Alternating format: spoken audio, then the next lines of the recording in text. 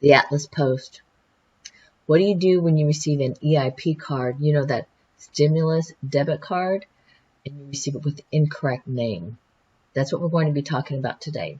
So share the video with someone that this might help, or if you've heard that they might have a question about. And if this is helpful to you or you like what you're hearing, please give us a thumbs up to help with algorithms and subscribe for the latest updates. So one of my neighbors received an EIP card, but it didn't have her correct name on it. It had her first name and her husband's last name. So this can happen when you file taxes jointly, but you have two different last names. So what do? Well, what you do is you activate the card. So they already know that this is something that may happen because, for example, in the description for the EIP cards, in their FAQs, they do say, for cards with more than one name, only the primary cardholder listed first on the card may activate the card. So what they will be asked to do is to create a 4-digit PIN that's required for ATM transactions. And if you activate it, you can go to the ATM and utilize it. So call the toll-free number 800-240-8100 to activate the card. And during the activation, you'll be asked to input your card number, the last 6 digits of your social security number, and the 3-digit security card from the back of your card. But note, for cards with more than one name, only the primary cardholder listed first on the card may activate the card. So that is important to know because it's information you'll be inputting. So it does say you could be asked to further validate your identity by providing at minimum your name and address or answer identity verification questions. So make certain you know all of this information ahead of time because in a few instances, the first name of one payee is linked to the, oh, here it says it again. In fact, it says it twice. For mismatched names, a payee with the first name on the first line must activate the card. So here's probably the best thing to do with that is, first of all, you activate the card. Second, you use the card. So with this, since the names aren't exactly matching, you probably don't want to go to the bank other than using the ATM card. But you can still use the card. So you just use it and use the, yes, use your passcode on it, you know, your 4-digit PIN.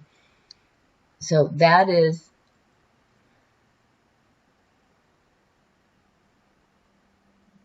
so you can use your card, and how you can use it is, of course, you have to remember your PIN number. But also just note that if you're using your EIP card where, you know, you're paying bills and there's somebody there, they may ask you for ID.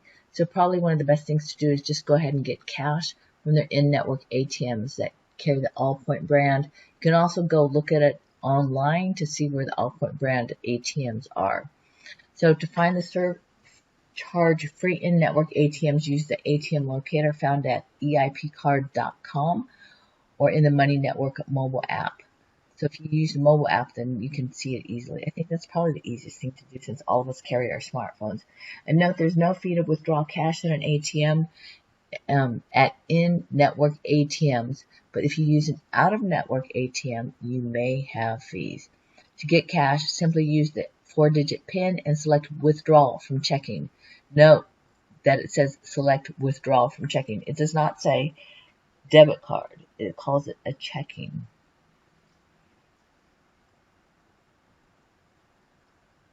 So if you want the name to be exact, the other thing that you can do, and actually here's part of it is, I would go to the ATM and just withdraw all the money that's on there, okay? But if you want to have the name perfectly matched so you can use it over and over and you don't want to withdraw all the cash, what you will need to do is request another card. So by doing that, you call customer service at 800-240-8100. That's 800-240-8100.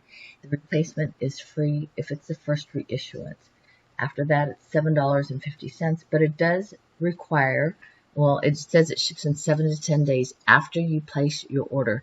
Now note it says it ships in 7 to 10 business days, so it takes a little bit of time. Also, if you decide that you need to expedite it, Money Network does offer a method to expedite the shipment, sending the card in 3 days faster, which actually, since it was 7 to 10 business days after you place your order, it's now going to be 4 to 7 days after you place the order. So for that expedite fee, they are charging an extra $17 because before it was free.